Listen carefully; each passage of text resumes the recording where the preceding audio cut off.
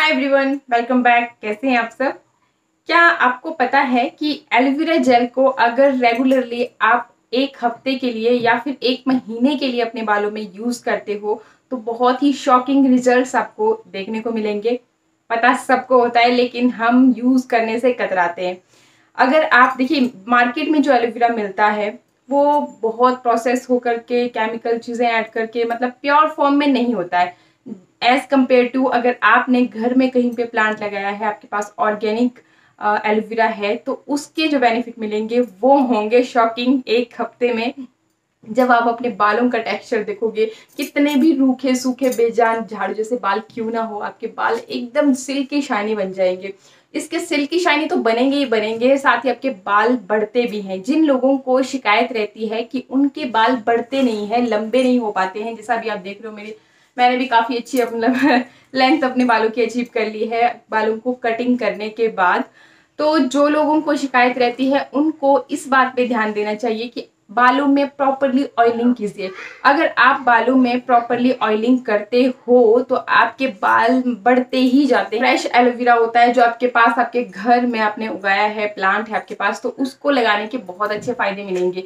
अब झंझट की बात होती है कि उसका जो जेल अब जब आप अपने बालों में अप्लाई करते हैं अच्छी तरह से, एक तो अप्लाई करने में भी बड़ा झंझट होता है, चिपचिपापन लगता है, अजीब जैसा लगता है। तो आज मैं आपके लिए बहुत ही अच्छा बेहतरीन एक ऐसी रेमेडी लेके आई हूँ जिससे आपको ऑयल के गुण भी मिलेंगे और ये जो आपके घर का ऑर्गेनिक एलोवेरा जेल है जिसे आप लगाने में थोड़ा सा हिचकिचाहट करते हो कि कौन इतना स्यापा करे, उनके लिए बहुत ही बेस्ट रेमेडी आज की मैं ये लेके आई हूँ। और बालों की ग्रोथ को डेफिनेटली ये बढ़ाती है। बहुत सारे इंग्रेडिएंट्स हम यहाँ पे इकट्ठा नहीं करेंगे, सिर्फ और सिर्फ दो चीजों का इस्तेमाल करेंगे। एक होगा आपका फेवरेट वाला ऑयल और दूसरा होगा एलोवेरा जेल। अगर आपके पास ऑर्गेनिक मतलब अपने घर का प्लांट वाला एलोवेरा नहीं होगा तो भी टेंशन मत लीजिएगा, तो आप मार्केट वाला भी यूज कर सकते हैं, लेकिन उसमें आप एक चीज एक्स्ट्रा जरूर ऐड कीजिएगा और वो है विटामिन ई।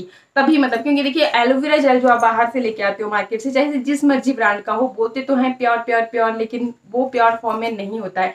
क्योंकि प्योर फॉर्म को आप बहुत दिनों के लिए स्टोर करके रख भी नहीं सकते हो, इसलिए मतलब ये कहना गलत है कि वो 100% प्योर होगा। रेमेडी को बनाने के लिए मैंने लिया है फ्रेश एलोवेरा जेल का ये लीफ, और अब हम इसको यूज़ करने से पहले इसके जो साइड में ये किनारों में कांटे लगे रहते हैं इनको अलग कर देंगे ताकि यूज़ करना सिंपल हो जाए और ये कांटे आपके हाथों में कहीं पर भी ना चुभें। एलोवेरा जेल के हमारे बालों के लिए बहुत ही ज़्यादा फ़ायदे हैं। वो सारे पोषक तत्व तो एलोवेरा जेल में पाए जाते हैं जो कि आपके बालों की ग्रोथ को बढ़ाते हैं, साथ ही साथ आपके बालों को सिल्की शाइनी भी बनाते हैं। तो देखिए मैंने क्या किया कि बीच में से एलोवेरा जेल को काट लिया ताकि जो इसके अंदर जेल है उसका भी हम भरपूर फ़ायदा उठा सकें। साथ ही साथ जो इसके छिलके हैं तो ये भी गुणों से भरपूर होते हैं। तो इस तरीके से बीच में से काटा, फिर इसके छोटे छोटे टुकड़े मैंने यहाँ पे कर लिए क्योंकि हम इसे पकाने वाले हैं ऑयल के साथ। तो इस तरीके से बहुत ही इजीली तरीके से इसका जेल भी निकल जाएगा, मतलब जेल के भी हम बेनिफिट्स उठा सकते हैं और साथ ही साथ जो ये छिलका है वो भी पकता रहेगा ऑयल में। तो मैंने यहाँ पे देखिए काफ़ी हैवी तले का ये पैन है।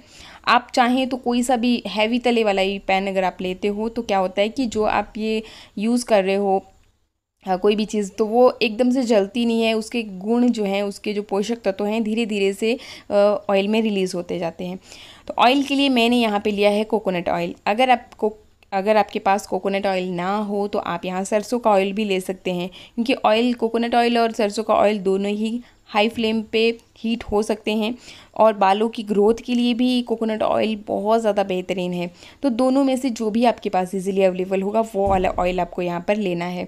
देखिए अभी मैं बाहर ही मैंने रखा है, अभी गैस पे नहीं चढ़ाया है, और इसे अच्छी तरह से मैंने प्रेस किया ताकि इसके अंदर जो जेल है वो ऑयल के अंदर रिलीज़ हो जाए।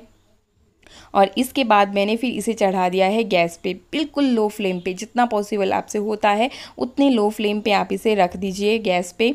और फिर देखिए मैंने सिर्फ 4 से 5 चम्मच ऑयल के लिए हैं, जितना कि मेरी एक वरी के लिए चाहिए होता है।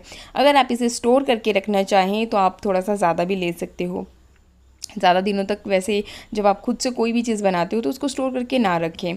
और अब देखिए मैंने क्या किया कि जब ये ऑयल पक रहा है तो धीरे मतलब बिल्कुल लो फ्लेम पे एक तो गैस है, और दूसरा जो एलोवेरा जेल है इसको मैं स्पून की हेल्प से रेगुलरली प्रेस कर रही हूँ, जैसा अभी आप देख रहे हो। इससे क्या होगा कि जो ये आपके जेल है वो भी इस ऑयल में रिलीज़ होता जाएगा, बाकी साथ ही साथ धीरे धीरे से ये आपका जो छिलका है ये भी पक रहा है। और पकाने के बाद ये आपको भी पता ही होगा कि जो भी पोषक तत्व होते हैं वो और भी ज़्यादा बढ़ जाते हैं, इसलिए हम इसको ऑयल में पका रहे हैं। और खुशबू बहुत ही कमाल की, मुझे कोकोनट ऑयल बालों में लगाना बहुत पसंद है। तो इस तरह से हमने इसे पका लिया, बहुत ज़्यादा देर तक नहीं, बस आप ये अनुमान लगा लीजिए कि अभी छिलके इसके थोड़ा नरम हो गए हैं और जो इसका जेल था वो भी सारा का सारा ऑयल में ही रिलीज़ हो चुका है। तो अब मैंने इसे उतार दिया है नीचे, ठंडा होने के लिए रख दिया। बहुत ज़्यादा ठंडा भी नहीं, जितना अगर आप मतलब आप टच कर सकें गुनगुना जैसा, उतना अगर आपको इसे ठंडा होने के लिए रखना है। फिर क्या कर सकते हैं कि देखिए आप यहीं पे ये छिलके अलग करके निकाल सकते हैं, चाहे तो आप स्पून की हेल्प से या फिर छलनी ले लीजिए या फिर अपने फिंगर की हेल्प से, मतलब अपने हाथों की हेल्प से भी आपके बिल्कुल ईजिली जो है आपके छिलके हैं वो निकल जाएंगे। और अगर आप ऐसा नहीं भी करना चाहते हैं तो जब आपको ऑयलिंग करनी है आप इन छिलकों को मतलब यहीं पे रहने दीजिए, आपका कोई भी गुण जो है वेस्ट नहीं जाएगा, मतलब ऑयल भी बिल्कुल भी वेस्ट नहीं होगा। देखिए अभी ऑयल हमारा बिल्कुल हाथों से मैं इसको इजीली टच कर पा रही हूँ। तो अभी ये देखिए इस तरह से आप प्रेस करके छिलकों को चाहें तो अलग कर सकते हैं अभी के अभी, और अगर आपको नहीं करना है ऐसा तो जब आप ऑयलिंग कर रहे हो उस टाइम पे भी आप इसको अलग कर सकते हैं। बस अब आपका ऑयल रेडी है, अब बारी आती है इसको अपने बालों में लगाने की। और बालों में लगाने का तरीका अगर सही ना हो तब भी आपको भरपूर नरिशमेंट नहीं मिलता है, इसीलिए बेहतर होता है कि आप इसे बालों में अच्छी तरह से अप्लाई करें। कैसे अप्लाई करना है चलिए मैं भी आपको बताती हूँ। तो अप्लाई करने से पहले आपको बालों में कर लेना है अच्छी तरह से कॉम्ब, ताकि आपके बाल बिल्कुल भी उलझे ना जब आप बालों में ये ऑयल मसाज कर रहे हो। तो ये रहा हमारा ऑयल। और अब हम क्या करेंगे, मैंने इसे फिर से फिंगर की हेल्प से अच्छी तरह से एक बार चला लिया, मतलब मिक्स कर लिया। उसके बाद फिर हम इसे बालों की स्कैल्प में अच्छी तरह से अप्लाई करेंगे, अच्छी तरह से अप्लाई कर लेंगे। आप इसे बालों की फुल लेंथ पे भी अप्लाई करोगे, क्योंकि जितना ज़रूरत आपके स्कैल्प को नरिशमेंट की होती है उतनी ही ज़रूरत आपके लेंथ को भी होती है। तभी फिर हमारे बाल थोड़ी दिनों के बाद रूखे सूखे बेजान नज़र आने लगते हैं, क्योंकि हम खाली स्कैल्प पे ही ऑयल को तोप देते हैं और फिर अपनी जो बाल पूरी लेंथ है उस पर अप्लाई नहीं करते हैं। तो आपको बालों की फुल लेंथ पे भी इसे अप्लाई करना है और बालों की स्कैल्प पे भी। अच्छा अप्लाई कर लिया और उसके बाद आपको करनी है अच्छी तरह से मसाज। लगभग 5 से 10 मिनट तक आप अपने बालों में अच्छी तरह से मसाज कीजिए।